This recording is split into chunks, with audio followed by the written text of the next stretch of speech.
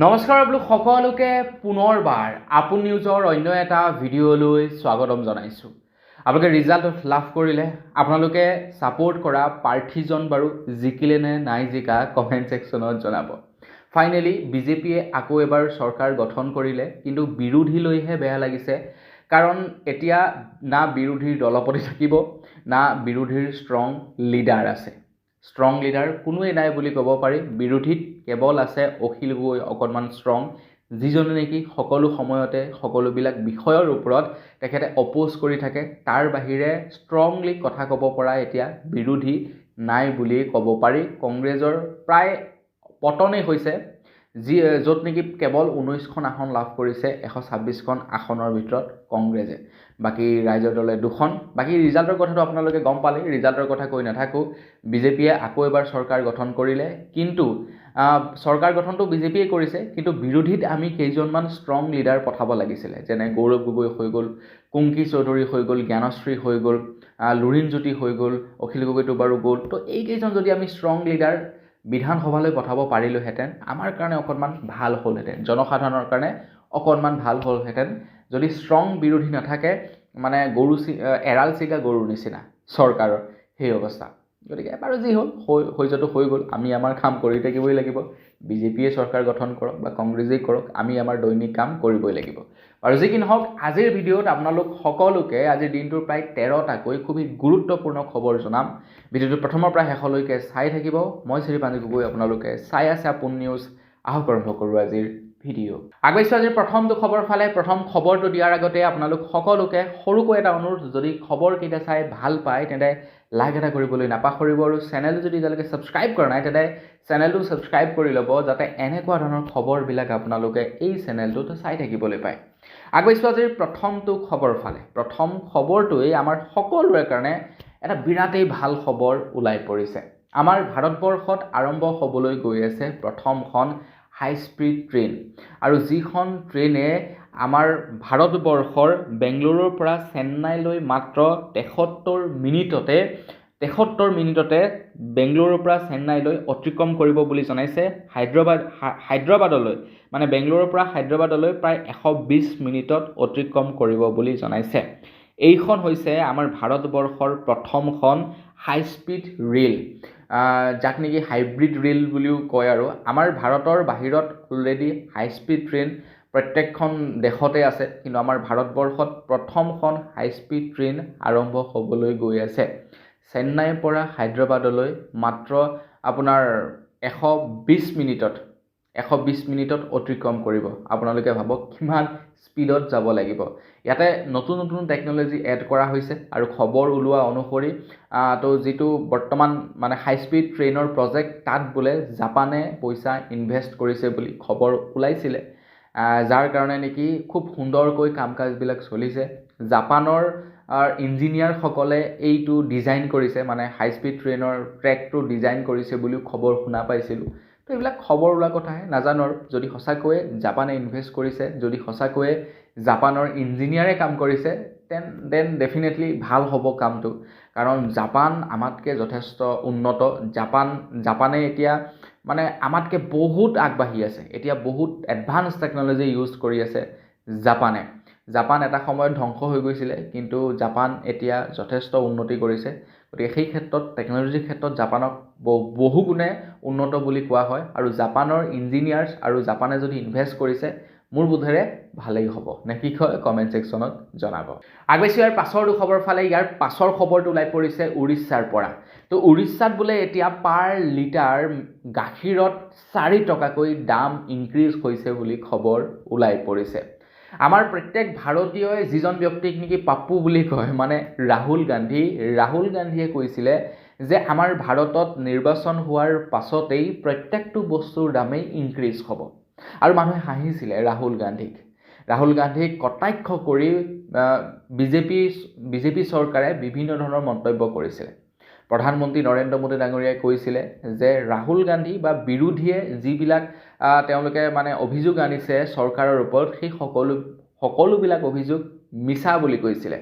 ৰাহুল গান্ধীয়ে কৈছিলে যে ইলেকশ্যনৰ পাছতেই পেট্ৰলৰ দাম বাঢ়িব, ডিজেলৰ দাম বাঢ়িব, গেছৰ দাম বাঢ়িব, বয় বস্তুৰ দাম বাঢ়িব কেৱল ইলেকশ্যনৰ কাৰণে ৰৈ আছে চৰকাৰ তো বিজেপিয়ে সেইটো কটাক্ষ কৰি কৈছিলে যে কোনো কাৰণতে দাম নাবাঢ়ে কিন্তু আমি দেখিবলৈ পালোঁ ইলেকশ্যনৰ পাছদিনাখনেই সুৰে দাম বাঢ়িলে গেছৰ দাম 1000 টকা বাঢ়িছে আপোনালোকে নিজে দেখা পাইছে চিগাৰেটত 17% দাম ইনক্ৰিজ হৈছে মেডিচিনৰ দাম ইনক্ৰিজ হৈছে কি বস্তুৰ দাম বঢ়া নাই আপোনালোকে এবাৰ নিজেই বজাৰখনত ঘূৰি চাবচোন এতিয়া খবৰ লাইছে উৰিষ্যাত 4 টকাকৈ পাৰ লিটাৰ গাখীৰত দাম বৃদ্ধি পাইছে আৰু উৰিষ্যাত বঢ়া মানে কি আৰু আমাৰ ইফালেও বাঢ়িব কাৰণ সেইফালেইতো প্ৰায়বিলাক বস্তু মেনুফেকচাৰ হয় প্ৰায়বিলাক বস্তু উৎপাদন হয় তো সেই বস্তুবিলাক যেতিয়া আমাৰ ইয়ালৈ আহিব অবভিয়াছলি আমাৰ ইয়াতো দামটো বাঢ়িবই মানে সেইটো সাধাৰণ কথা আপোনালোকেও জানে যেতিয়া তাত উৎপাদন হোৱাৰ সত্ত্বেও তাত দামটো বাঢ়িছে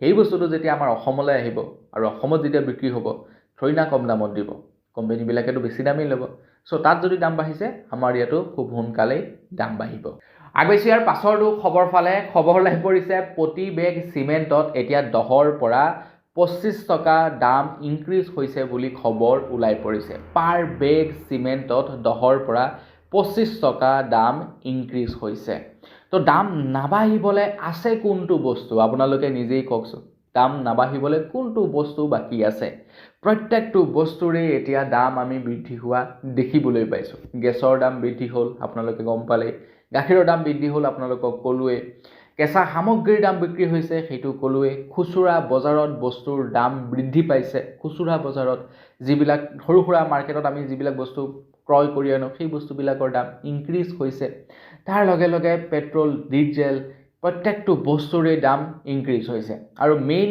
বস্তুটোৱে হৈছে ইন্ধনৰ প্ৰাইচ যেতিয়া বৃদ্ধি পাব ইন্ধনৰ প্ৰাইচ বৃদ্ধি পোৱাৰ লগে লগে প্ৰত্যেকটো বস্তুৰে দাম বৃদ্ধি পায় এতিয়া সোণৰো দাম বৃদ্ধি পাইছে একেদিনাই প্ৰায় 10 গ্ৰাম সোণত 2500 টকা দাম বৃদ্ধি পাইছে আৰু তাৰ লগে লগে ৰূপত পাৰ কিলো ৰূপত প্ৰায় 4000 নে কিমান টকাৰ দাম বৃদ্ধি পাইছে গতিকে ধামাকা লেভেলত দাম বৃদ্ধি পাইছে বস্তুৰ আৰু এইবাৰটো মানে অপজিশ্যনত কোনো ষ্ট্ৰং লিডাৰে নাই গতিকে এইবাৰ কি হ'ব আপোনালোকে চাই থাকক আগবাইছোঁ ইয়াৰ পাছৰটো খবৰ ফালে আমাৰ অসমত বা আমাৰ ভাৰতবৰ্ষত বৰ্তমান যিবিলাক পেট্ৰল আৰু ডিজেল বিক্ৰী হয় তাত 20% ইথানল মিক্স কৰা হয় এটা খবৰ ওলাই পৰিছে নীতিন গাডকাৰী দেৱে কৈছে যে 100% ইথানলৰ এতিয়া ইন্ধন চলিব আমাৰ ভাৰতবৰ্ষত এতিয়া ইথানল হৈছে পেট্ৰল ডিজেলৰ তুলনাত কম দাম কিন্তু তাৰ পাছতো আমি বেছি দাম দিয়ে পেট্ৰল ডিজেল বৰ্তমান ভৰাব লগা হৈছে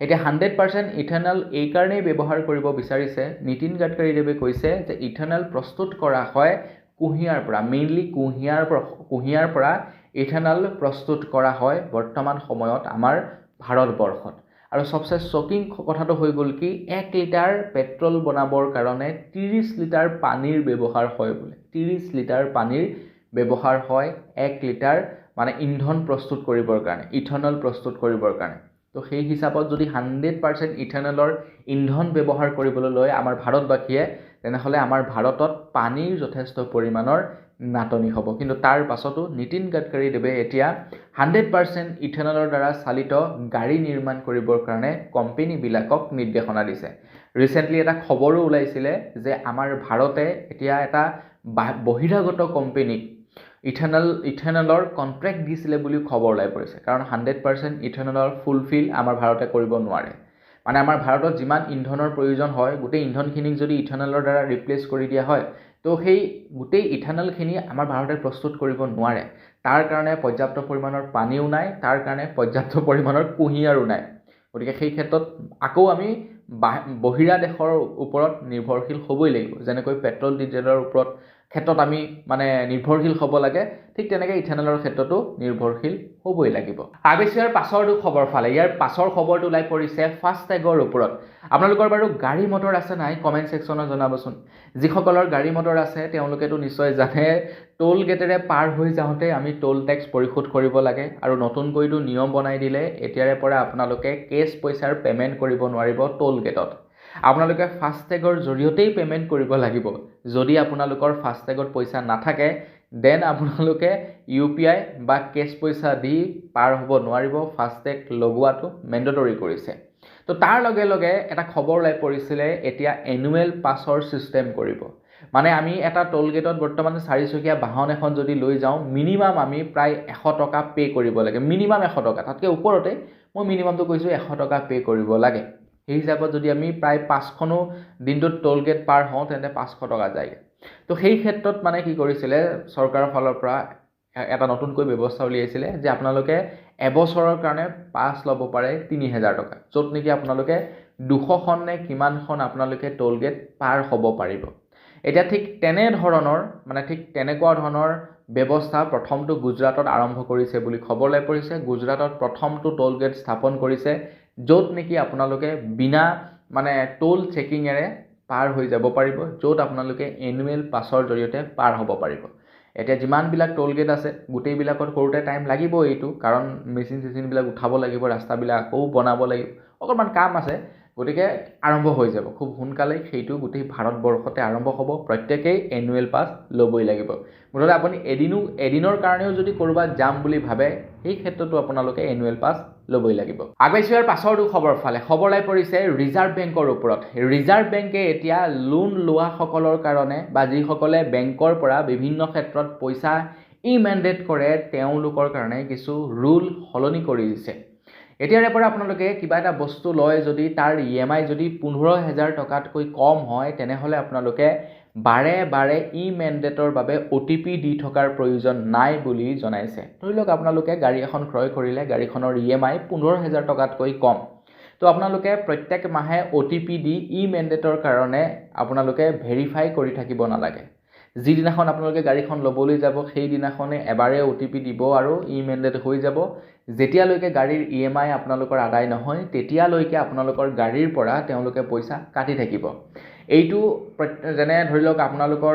LICৰ প্ৰিমিয়াম দিব লগা আছে সেই ক্ষেত্ৰত প্ৰযোজ্য হ'ব ধৰি লওক আপোনালোকৰ ৰিচাৰ্জ আপোনালোকে অটোমেটিকলি বেংকৰ পৰা কাট খাই কৰিব বিচাৰিছে সেই ক্ষেত্ৰত হ'ব আপোনালোকে জিঅ' হটষ্টাৰ বা নেটফ্লিক্সৰ ছাবস্ক্ৰিপশ্যন লৈ ৰাখিছে সেই ক্ষেত্ৰত হ'ব আপোনালোকৰ গাড়ীৰ EMI আছে বাইকৰ EMI আছে সেই ক্ষেত্ৰত এইটো প্ৰযোজ্য হ'ব বাকী যিসকলে নেকি ডাঙৰ লোন লৈ ৰাখিছে প্ৰপাৰ্টি লোন যিসকলে বিজনেছ লোন বা হোম লোন লৈ ৰাখিছে তেওঁলোকৰ EMI বিলাক অকণমান বেছি থাকে তো তেওঁলোকে এবাৰে OTP দি আৰু গোটেই মানে চলি যাব নোৱাৰিব তেওঁলোকে বাৰে পুনৰ সংস্থাপন কৰি থাকিব লাগিব বা ভেৰিফিকেশ্যন কৰি থাকিব লাগিব বুলি জনাইছে এইটো ৰিজাৰ্ভ বেংকৰ ফালৰ পৰা নতুনকৈ নিয়ম সলনি কৰিছে আগবাইছোঁ ইয়াৰ পাছৰটো খবৰ ফালে ইয়াৰ পাছৰ খবৰটো ওলাই পৰিছে জিঅ' কোম্পানীৰ ওপৰত জিঅ' কোম্পানীয়ে নতুনকৈ 2টা ৰিচাৰ্জ প্লেন মুকলি কৰিছে আৰু এই 2টা ৰিচাৰ্জ প্লেন সেইসকল লোকৰ কাৰণে যিসকল লোকে নেকি একেলগতে এটা মাহৰ ৰিচাৰ্জ কৰিব নোৱাৰে তেওঁলোকৰ কাৰণে যিসকল লোকে নেকি কম টকাৰ ৰিচাৰ্জ বিচাৰে কিন্তু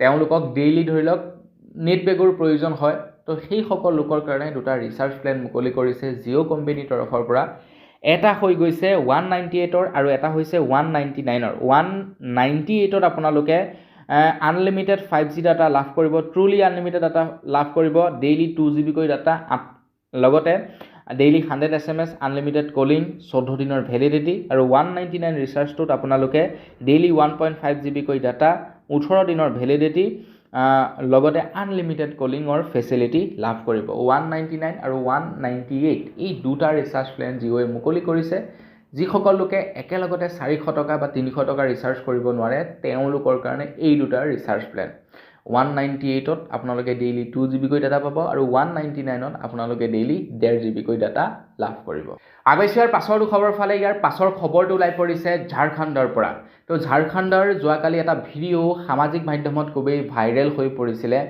দেখিবলৈ পাইছোঁ এজন ট্ৰেইনৰ ড্ৰাইভাৰে ট্ৰেইন ৰখাই ট্ৰেইনৰ চিৰিৰ ওপৰত আবদ্ধ হৈ থকা এটা মহ ৰেস্কিউ কৰে তাৰ পাছত ট্ৰেইনখন পাৰ কৰি লৈ যায় সৰ্বসাধাৰণতে আমি দেখিবলৈ পাওঁ ট্ৰেইনৰ সন্মুখত যদি কিবা জীৱ-জন্তু বা অন্যান্য বস্তু আহে ট্ৰেইনে হঠাতে ব্ৰেক নামাৰে বা ট্ৰেইনখন ৰখি নিদিয়ে তো এটা দুৰ্ঘটনা হৈ যায় সন্মুখত যি বস্তু থাকে সেই বস্তুটোৰ মানে ক্ষতি হয় মানুহৰ ক্ষেত্ৰতেই হওক বা বস্তুৰ ক্ষেত্ৰতেই হওক বা জীৱ-জন্তুৰ ক্ষেত্ৰতেই হওক যি থাকিব মুঠতে এফালৰ পৰা ট্ৰেইনেৰে মহতিয়াই লৈ যায় কাৰণ যেতিয়া নেকি হঠাৎ দেখিব সন্মুখত তেতিয়া হঠাতে ট্ৰেইনখন ৰখিব পৰা ব্যৱস্থা নাথাকে গাড়ীৰ নিচিনা নহয় ট্ৰেইনখন হঠাতে ৰখো বুলি ক'লে ৰখি দিবলৈ এটা মানে বহুত দূৰৰ পৰা স্পীড কমাই লাহেকৈ গৈ ৰখাব লাগে তাৰ পাছতো কিন্তু খবৰ ওলাইছে ঝাৰখণ্ডৰ পৰা এজন লোকো পাইলটে সন্মুখত দেখা মহটোক বচাবৰ কাৰণে ট্ৰেইনখন ৰখালে, মহটোক আঁতৰালে।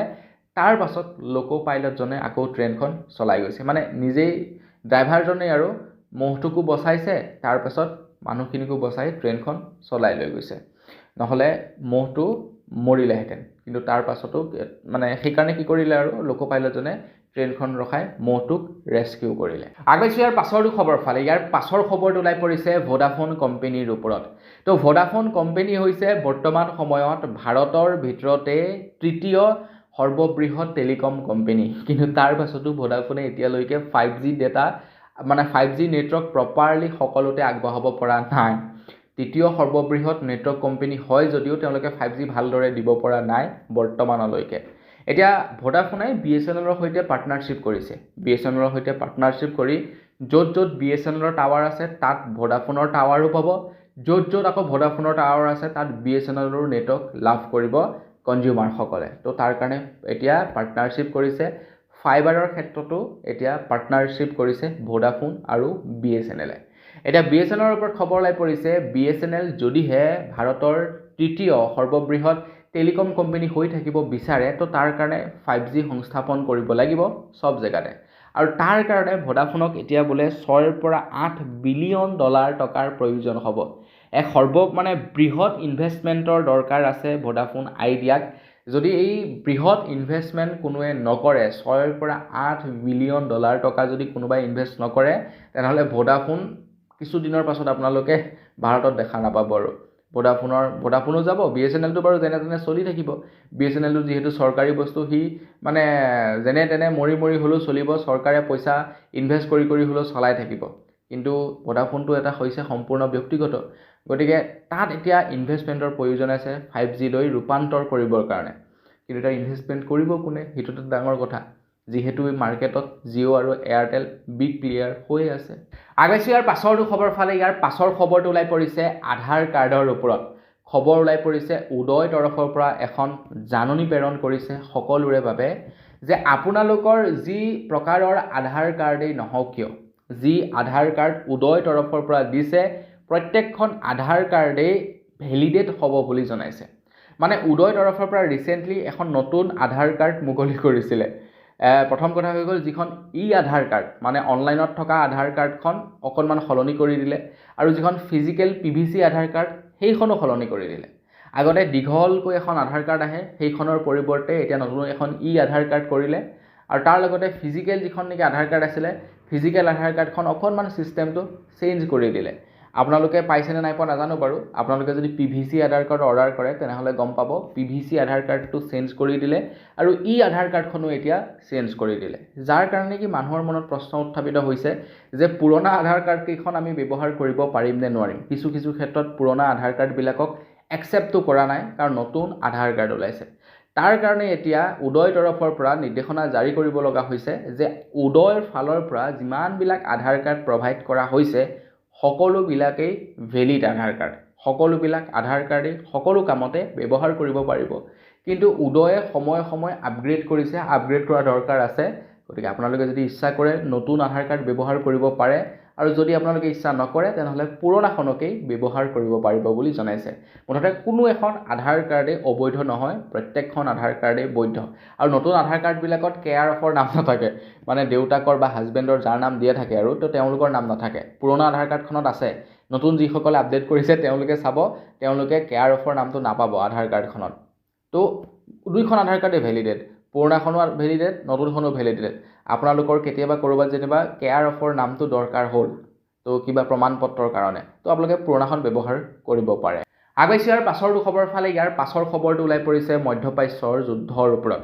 খবৰ ওলাই পৰিছে মধ্যপ্ৰাচ্যৰ যুদ্ধৰ ফলত ইৰাণৰ প্ৰায় 3600 লোকৰ মৃত্যু হৈছে, আৰু তাৰ লগতে আমেৰিকাৰ প্ৰায় 9 লাখ কোটি টকাৰ লোকচান হৈছে। 9 লাখ কোটি টকাৰ আমেৰিকাৰ লোকচান হৈছে, আৰু তাৰ ফলত ইৰাণৰ আৰু তাৰ লগে মানে ইৰাণৰ প্ৰায় 3600 মানুহৰ মৃত্যু হৈছে বুলি খবৰ ওলাই পৰিছে মধ্যপ্ৰাচ্যৰ যুদ্ধৰ বাবে।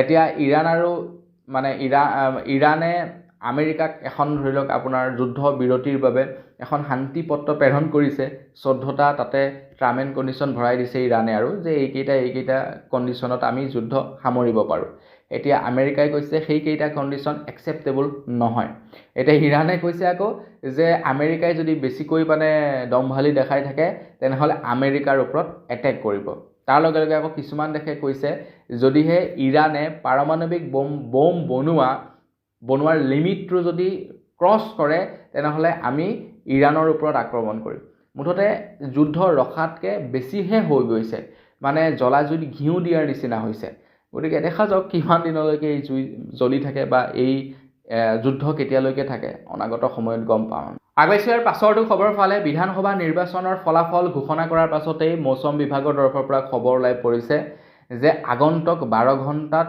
ধাৰাসাৰ বৃষ্টিপাত হ'ব পাৰে বুলি খবৰ ওলাই পৰিছে তো আমাৰ ভাৰতৰ প্ৰায় 19খন ষ্টেটত ধাৰাসাৰ বৰষুণ বৃষ্টিপাত হ'ব বুলি খবৰ ওলাই পৰিছে 80 কিলোমিটাৰ পাৰ আৱাৰ স্পীডত বৰষুণ আহিব পাৰে 80 কিলোমিটাৰ পাৰ আৱাৰ স্পীডত মানে ধামাকা বৰষুণ হ'ব আৰু ইলেকশ্যনৰ ৰিজাল্ট দি গৈছে তাৰ পাছতে এতিয়া বৰষুণ দিব মানে মানুহক বাহিৰলৈ ওলাবলৈ নিদিয়ে ফূৰ্তি কৰিবলৈ কালিতো ফূৰ্তি কৰিবলৈ নাপালেই তো আজি যদি এনেকুৱা বৰষুণ আহে আৰু ক'ত ফূৰ্তি কৰিব পাৰিব আৰু যি কি নহওক বতৰ বিজ্ঞানীয়ে দিয়া এয়া সম্ভাৱ্য আজি কেনেকুৱা বতৰ কমেণ্ট ছেকশ্যনত জনাব যিহেতু মই ভিডিঅ'টো আগদিনাখনেই বনাওঁ তো আপোনালোকে এতিয়া কেনেকুৱা পাইছে আপোনালোকৰ তাত বতৰ কমেণ্ট ছেকশ্যনত জনাবলৈ নাপাহৰিব আগবাইছোঁ ইয়াৰ পাছৰটো আৰু একেবাৰে শেষৰটো খবৰ ফালে আজিকালি মন্দিৰবিলাকত আপোনালোকে অনলাইনত সেৱা কৰিব পাৰে হয়তো আপোনালোকে দেখা পাইছে আমাৰ অসমতো তেনেকুৱা আছে মন্দিৰ য'ত নেকি আপোনালোকে নিজে যদি যাব নোৱাৰে তাত অনলাইনতে আপোনালোকে সেৱা কৰিব পাৰে আপোনালোকৰ দক্ষিণা অনলাইনতে দিব পাৰে তো অনলাইন দক্ষিণা এটা লিমিট বান্ধি দিয়ে যে ইমান টকা অনলাইন দক্ষিণাৰ কাৰণে তো আপোনালোকে যিমান টকা দিব এটা লিমিট থাকিব আৰু বোলে 500 টকা 1000 টকা তো সেই 500 টকাৰে বয় বস্তু আনি আপোনাৰ নামত পূজা কৰা হয় এনেকুৱা অসমতো মন্দিৰ আছে অসমৰ বাহিৰতো ঠিক তেনেকুৱা ধৰণৰ মন্দিৰ আছে এতিয়া খবৰ ওলাই পৰিছে মহা কৈলাশ্বৰ মন্দিৰ ইতিমধ্যে খুলি দিছে বুলি জনাইছে আৰু তাৰ কাৰণে ৱেবছাইট মুকলি কৰিছে যদি আপোনালোকে অনলাইনত পূজা পাতল আগবঢ়াব বিচাৰে তেনেহ'লে স্ক্ৰীনত দেখি থকা এই ৱেবছাইটটোৰ জৰিয়তে আপোনালোকে দান দক্ষিণা আগবঢ়াব পাৰে এইটো হৈছে চৰকাৰী ৱেবছাইট এইটো মন্দিৰৰ কৰ্তৃপক্ষৰ নহয় বা মন্দিৰৰ পৰিচালনা সমিতিৰ নহয় চৰকাৰী ৱেবছাইট য'ত আপোনালোকে দান বৰঙণি আগবঢ়াব পাৰে পূজা পাতলৰ কাৰণে মানে আপুনি যিটো পইচা দিব সেই পইচাটোৰে আৰু পূজা পাতল কৰিব তো ঠিক তেনেকৈ আমাৰ অসমতো মন্দিৰ আছে বহু কেইভাগ মন্দিৰ আছে য'ত আপোনালোকে অনলাইনত পে'মেণ্ট কৰিব পাৰে আৰু তেওঁলোকে আপোনাৰ দামত বয় বস্তু ক্ৰয় কৰি আনি পূজা আগবঢ়ায় গতিকে এইটো এটা নতুনকৈ মানে চলিছে আৰু নতুনকৈ ওলাইছে তো বন্ধুসকল বছ আজিৰ ভিডিঅ' জনাবলগীয়া খবৰ ইমানকেইটাই আছিলে খবৰকেইটা জানি কেনে পালে কমেণ্ট ছেকশ্যনত জনাব যদি ভাল লাগিলে লাইক এটা কৰি দিব চেনেল যদি ছাবস্ক্ৰাইব কৰা নাই ছাবস্ক্ৰাইবটো কৰি ল'ব তো পুনৰ এটা লগ পোৱাৰ সাজে বিদায় মাগিছোঁ ধন্যবাদ জয় অসম